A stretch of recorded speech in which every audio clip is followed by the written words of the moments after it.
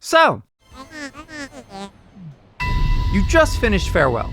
You've also collected all of the red berries in the precarious locations, and you beat every side of every level. Congratulations! Did you think I was gonna let you abandon this community when you've not even scratched the surface of your potential? For many Celeste players, they get to this point of completing 100% of the game, minus the pesky yellow floating demons, and they think, cool game, on to the next one. And you know what? Fine, go on ahead. But for me, I was attached.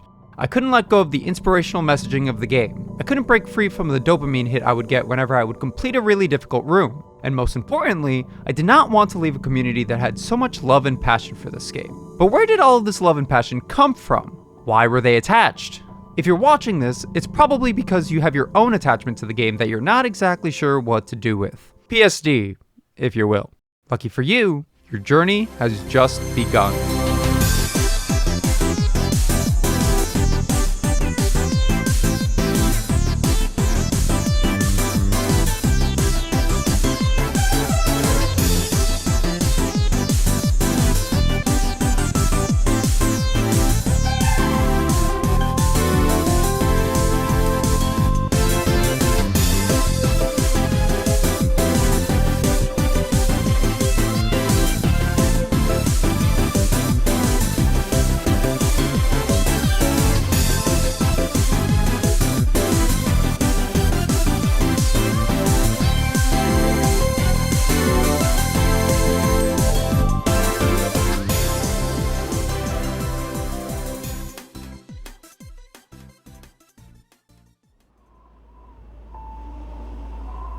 What now? Play Strawberry Jam! Is not the advice I'm gonna give you. I'll get into why I dislike this particular suggestion later on when I get into the modding possibilities with this game. But for now, let's start off really simple and take the game at face value. What can we do without installing a single mod or going beyond the game we've got right in front of us? Fine. We'll talk about them. Once you beat 8 Keys, the game gives you access to the seasides and lends one last super optional challenge if you're still not satisfied with what the game has already offered. These golden berries appear in every single level you have completed at least once and must be carried from the beginning to the end of the level in order to collect them. For many people, including myself at the very beginning, this just seems like way more effort than it's worth. They're frustrating, humiliating, and unfortunately addicting once you embrace the message the game has been trying to tell you this whole time. The game is constantly trying to show you that deaths are not failures. Repetitions in each room teach you how to be more wary on your next attempt. And the one thing I can give Golden's credit for is the fact that they push this idea to its furthest extreme. Sure, you've shown that you're capable of finishing each room deathless, but can you beat consecutive rooms deathless? How about consecutive checkpoints? Goldens get a lot of flack for feeling repetitive and boring, and I wonder if there was some sort of intermediate silver berries that allowed you to collect them at the end of each checkpoint. Would more people try getting golden berries? You've already invested the time to learn one checkpoint, what's another one? And another, and another. Like I said, addicting. The loop of die, learn, try better next time is a fundamental property of development in any skill-based task. And this game is no exception. Once you accept and embrace this loop as part of the learning process, there is a whole world of opportunities that open up. This isn't to say you should aim to be the best, you should just be open to challenging yourself, because through challenging yourself, there are big rewards waiting for you on the other side.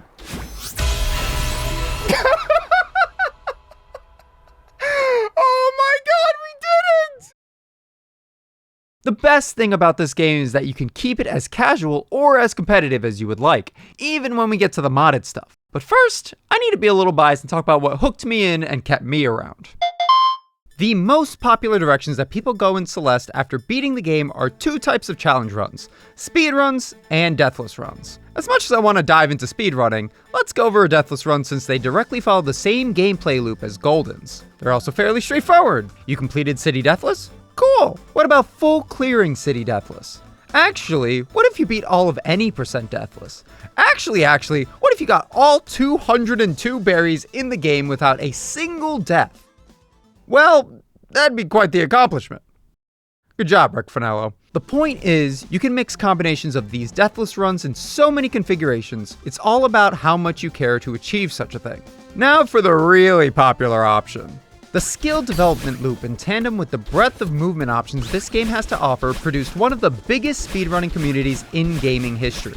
and I don't think that's an understatement. Despite Celeste coming out in 2018, it has maintained a sturdy position as one of the top speedrunning games on speedrun.com based on most active players, and for good reason. This shit looks impressive as hell! It's a no-brainer for anyone looking to go beyond the hyper and wall bounce tech taught in the vanilla game. Ultras, corner boosts, jump timer abuse, weird interactions with the floor because of the wind, it's got it all! The best thing about speedrunning Celeste is that there are so many resources to get started and develop your skills at any level. I do have my own guides here on my channel, but I had to learn from someone. A lot of someone's. I've got plenty of others' resources as well as my own in the description if you want to dive in and get started no matter where you're at in skill level. What you can do right now to start getting into speedrunning as soon as possible is to play the game, because you need to discover what your learning style is. Do you want to sit in one checkpoint and learn some pretty advanced mechanics? Or do you just want to hit a certain full game time milestone and patch in strats as you see fit? Do you want to learn the hardest stuff imaginable and have wildly variable times? Or are you okay with slower but more consistent progress? Once you can answer these questions, you are then able to choose the right learning resources for you. For example, I have my sub-hour, 50, and 40 guides, which give you just enough info to make it through the entire game using the recommended game mechanics. But I don't sit in each and every single room the same way Programmatic does in their tutorials. It doesn't make either tutorial better than the other, they're just different in ways to learn depending on your preference. If you try one style of learning and don't like it, no worries, try the other one. You may think you have an aggressive playstyle, but then find out that you prefer doing easier strats that are slower in order to stay more level-headed in your runs. You may like running the full game and hate doing individual levels. Do whatever you want, because at the end of the day, you are competing with yourself. One last piece of advice I'll part with if you're getting started is to not care so much about the leaderboard, especially when you've just started learning the game. Everyone is on their own journey in life with their own responsibilities and priorities, and it's okay that you want to play the game decently well without idling in lofty dreams of getting the world record. Are you having fun? Is the dopamine hitting? Keep playing the game! Is it not? Stop playing! Go to sleep! Try again the next day. Still not having fun? Take a break. Just don't burn yourself out. Now that we've explored everything the game has to offer out of the box, how can we enhance these experiences with the use of mods? Actually, the real question is, how could you not? I swear I've never seen any mod installer or manager as clean as Olympus. It's even got an easy installation process you can follow at the link provided in the description. Look at how beautiful this is. You've got modded and vanilla versions of Celeste you can choose to boot up. Want to look up mods? You've got access to every Celeste mod on Game Banana. Want to toggle some mods on and off? There you go. You can even manage multiple Celeste installations if you have multiple copies of the game, and enter the lawn map editor to create your map full of whatever you want to your heart's content. For those of you trying to maximize your practice efficiency and work on challenge runs, I'd say you should download Speedrun Tool, go over its main functions for safe stating with my guide, and you'll be off to the races. Now, what about the Golden and Deathless enjoyers? The Celeste Consistency Tracker and Golden QOL mods are very useful for various stats on your Golden journey, and making them very less obnoxious during runs, respectively. Beyond these mods, there are also many resources around how difficult certain modded maps are to be deathless, comparing your golden acquisitions to other runners, and multiple discords to participate and peruse depending on your level of interest. You've probably seen some ridiculous maps on YouTube already. Now imagine getting the golden for some of them? There's actually a whole list of goldens with sublists of people who've cleared them if you either wanted to gawk at their impressive feats or steal some of their strats for yourself. All of these links will be provided in the description, including some video explanations of mods and golden strategies by Parrot, who's crushed so many insane goldens, so go give her a watch. There's two more vanilla extended routes we can take here that I want to briefly mention before deviating too far into the modded world, and both of them are randomizers. One randomizer, appropriately named Celeste Randomizer, and downloadable through Olympus, is all about switching around the order and look of rooms. You can choose the difficulty and adjust plenty of parameters to make it as chill or as chaotic as you'd like. This is an especially fun mod because it forces you to think on the fly when entering new rooms, and you have to come up with innovative solutions when you encounter some rooms backwards. It's a wonderful mess that I highly recommend giving a shot. But there is another randomizer where its focus isn't so much on the reordering and retexturing of the game as it is on the routing of certain levels, which we'll get more into later, just you wait. For the rest of you who may not have found where you fit in yet, let's see if we can find a fitting category for you to continue your Celeste exploration.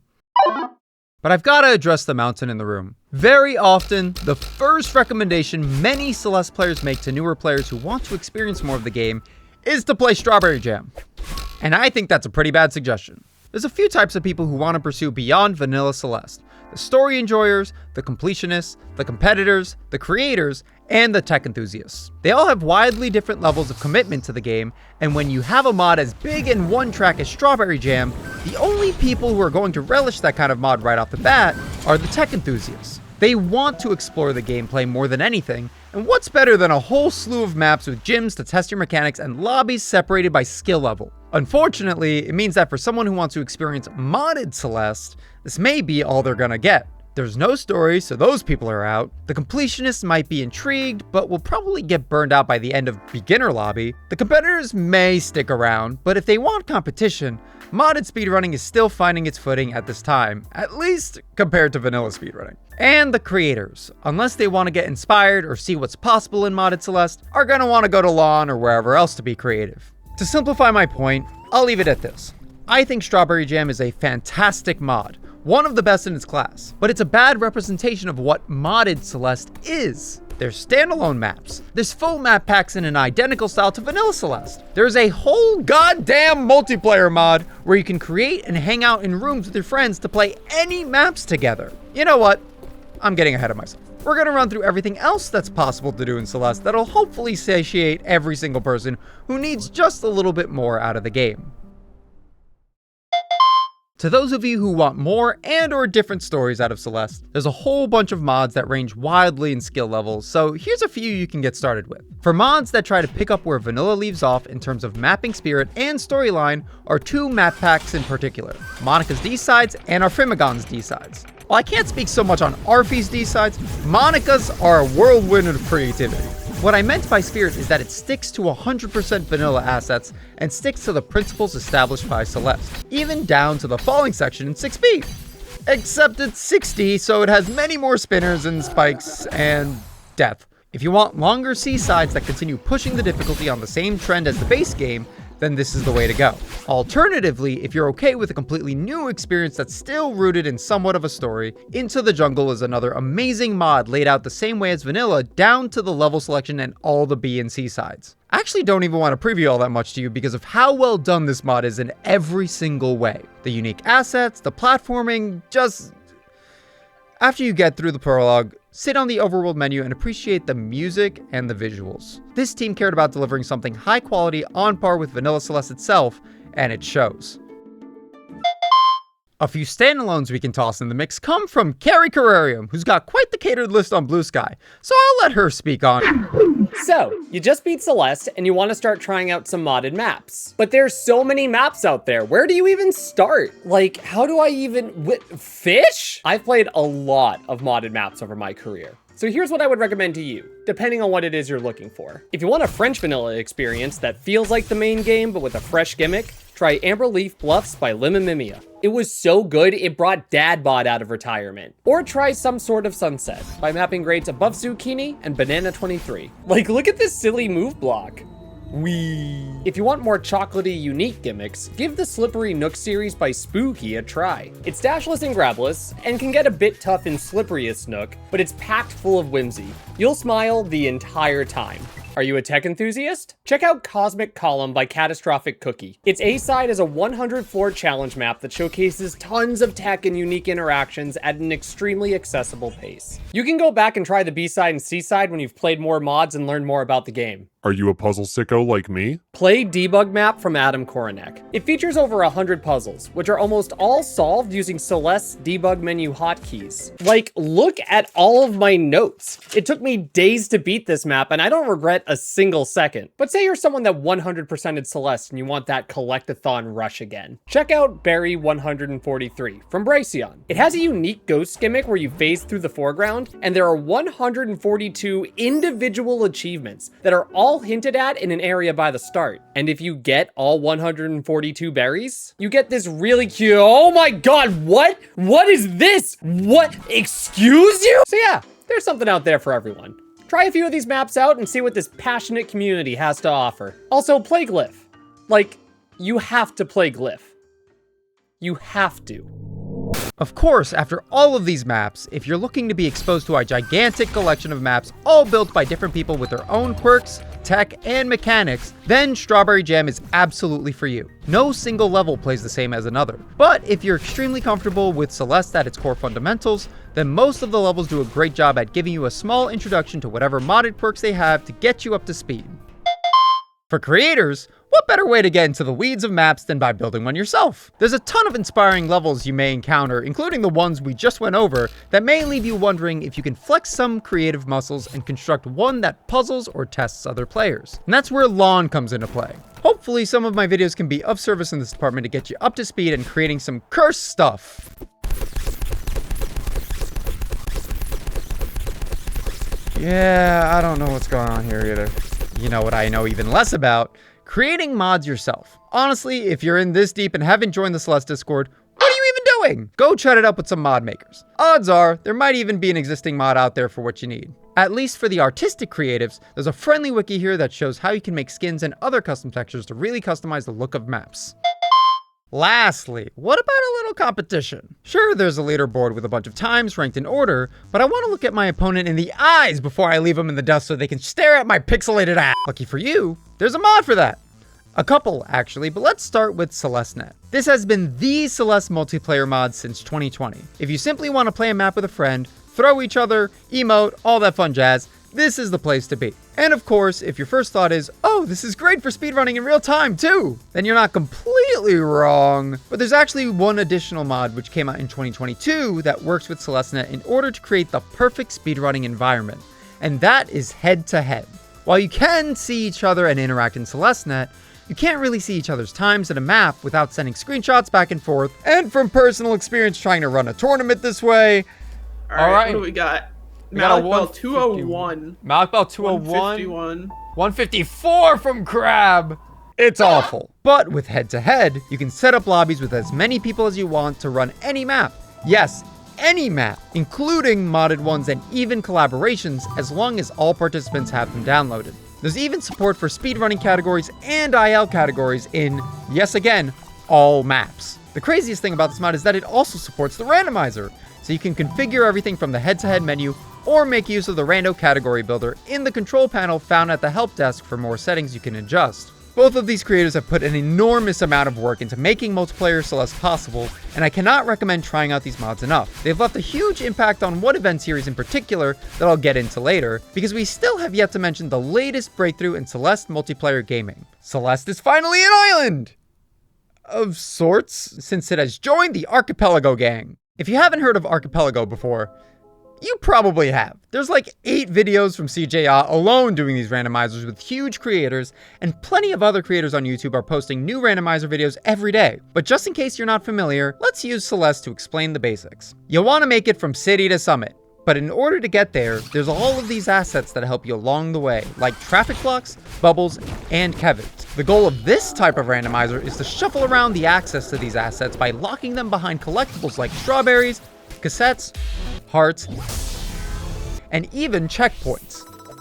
These are all called checks because you're checking them to unlock your assets so you can actually proceed through the game. Now, what really gives Archipelago its name is that you're not limited to locking your assets behind your own collectibles in your own game. There's all of these other games that also have support for Archipelago, which means your berry can unlock dashing in Hollow Knight, and a level up in Kingdom Hearts can give you access to traffic blocks. It's as ridiculous as it sounds. So if you want a truly unique way to experience Vanilla Celeste, whether it's randomizing your own unlockables or going into multi-world shenanigans, then this is for you.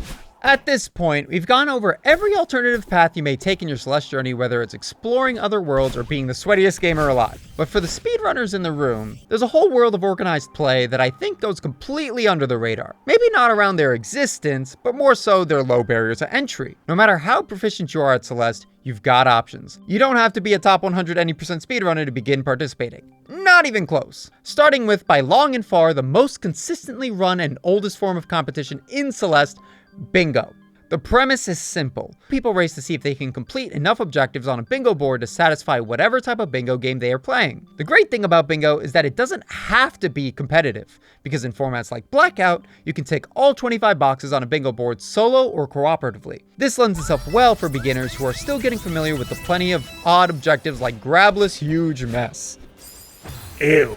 But if you are looking for a fight, You've got plenty of company in Lockout Bingo, a 1v1 battle to accomplish 13 of the objectives on board, taking the majority and solidifying your win. This is the format bingo bashes typically revolve around, but there are so many other formats that you can dive into just by joining the Celeste Community Events Discord. Not to be confused with the Celeste Community Discord. They do call themselves CCOM, which doesn't really make it any less confusing, but nonetheless. The best part about Bingo is that they break up their events based on the participants' skill levels so that all are welcome. It's typically recommended you at least know where a decent amount of the berries are and have beaten nearly 100%, if not 100% of the game. But if you're in this deep into the video, I think you probably qualify enough to join one of these events. And if you still feel like you aren't, join the Celeste Community Events Discord and just start going through the beginner resources. I promise you'll find it way less overwhelming than you think. While you're at it, to be fully prepared for your bingo arc, download the Bingo UI mod and save this website to create bingo boards and rooms for either just yourself